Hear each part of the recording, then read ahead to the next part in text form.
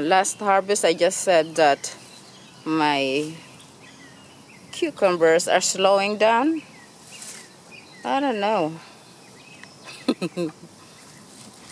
It doesn't seem like it's slowing down now. That much cucumbers I picked again today,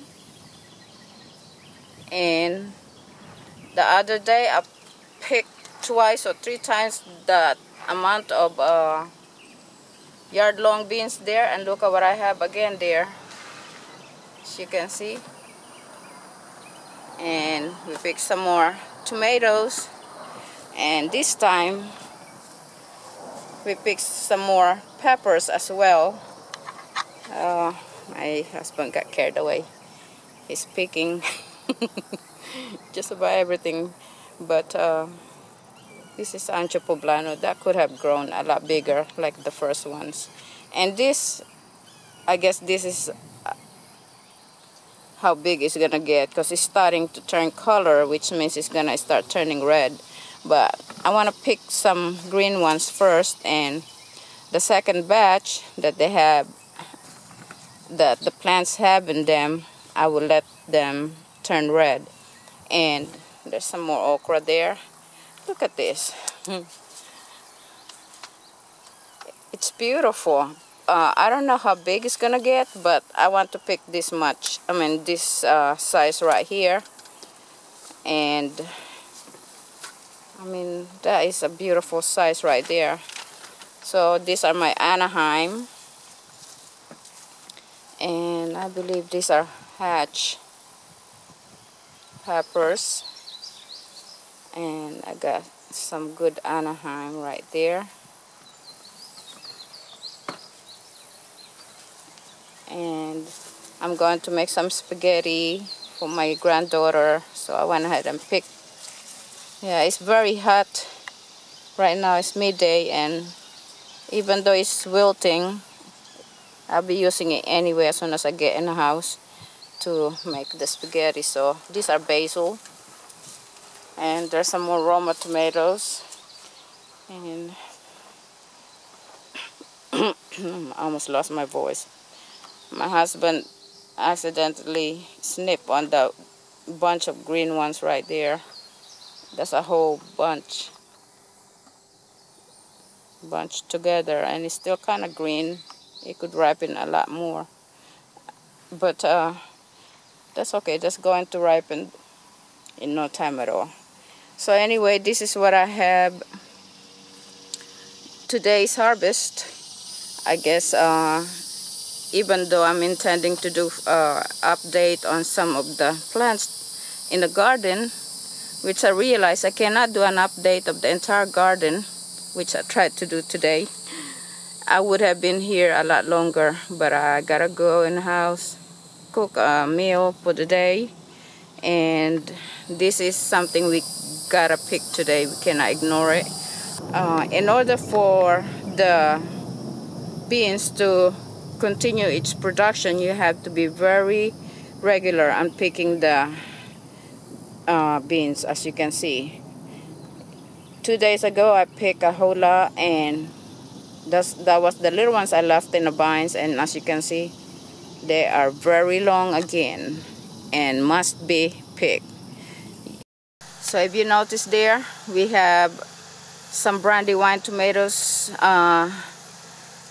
in this harvest, and I have one in my hand.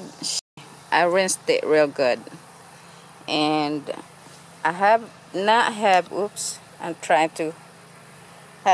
any breakfast, and I am famished by now.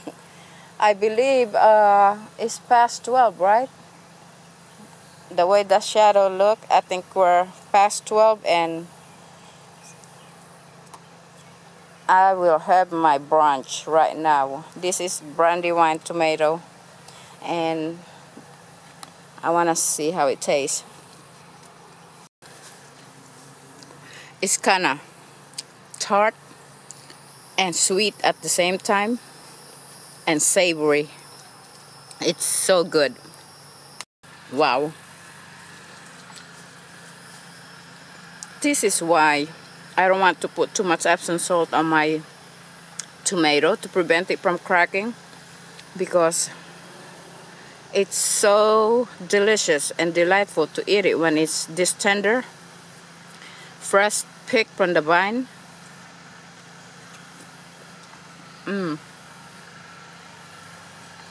Okay, that's what's left of it. Oops, oops. This piece is going to my hands, but this was absolutely delicious. Earlier this afternoon, my husband came in with the mails, and this package came with it. And as you can see, it's marked perishable. That will always give me a signal to go ahead and take care of it, to make sure nothing goes wrong with whatever is inside. And here it is.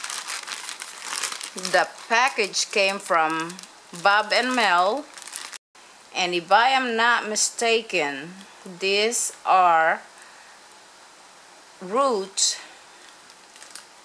a division of roots of comfrey, if I'm not mistaken. Go ahead and correct me, please, Bob, Mel. But I believe what you sent me are roots from your comfrey, which I really, really do appreciate. As you know, I am hoping to be able to propagate some comfrey in my garden so that I could improve on my compost. And well, you all know how good the comfrey plant is, as far as using that chop and drop method.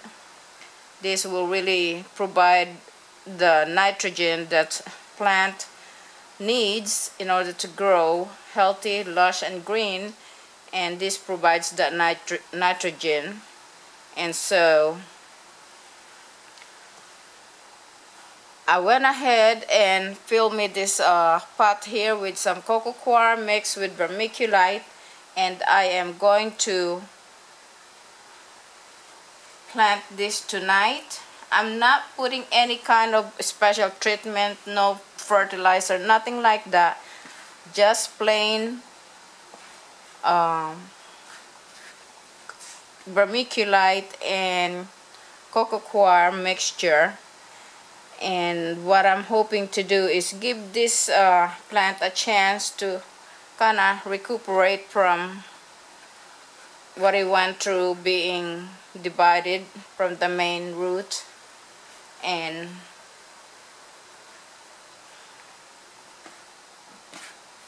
there, I'll just leave it there, and tomorrow I might have to just go ahead and improve on this. But for tonight, just to make sure that I get this plant situated where it will not continue being locked inside this plastic bag that it came with, and so that it could start getting some oxygen and hopefully revive and renew its strength again. So there it is. I got this plant here, which I really believe is I have 3 pieces here.